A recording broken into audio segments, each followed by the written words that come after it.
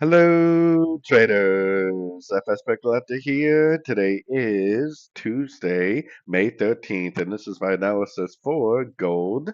If you haven't done so already, definitely do check out my free Discord channel. It's linked over here in the corner at the end of the video. And make sure to take a look at my website, fxpipcollector.com. Watch the video on my home screen to learn more. So, anyways, we have CPI inflation data coming out today for the U.S. Definitely should affect all the U.S. dollar pairs in a big way, especially if inflation is up because of the tariffs. Now, we are at the 50%, and I definitely think we need to pay very, very close attention to all these fib levels because I'm still looking at this as an A, first move down. I still think this is like an expanding ABC of B, like an expanding flat for the wave B. That means that this likely is already a wave C. Now, it doesn't have to stop at this 50%. It could possibly make another lower high, and go down to the 61 or even the 78%. So we really don't have any proof that it's going to stop here.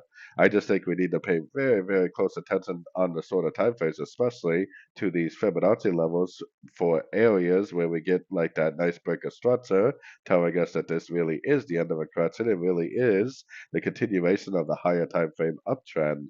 So going down to the 1 hour time frame, we do not have a break of structure yet. This break right here does not count because price did not make a new low first. So like I said, the most ideal thing for me is that this would actually go down again, then continue to expect this 50%, go up and give us a break of structure.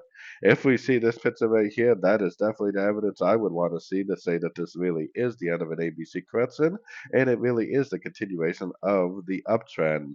If it doesn't do the, this 3, 4, 5 shape that you see at the end of pretty much every trend, then potentially it would not be the end of an ABC correction.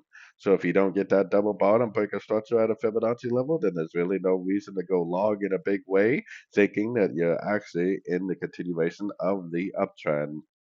So anyways, don't forget to like and subscribe, and as always, thank you for watching and happy trading.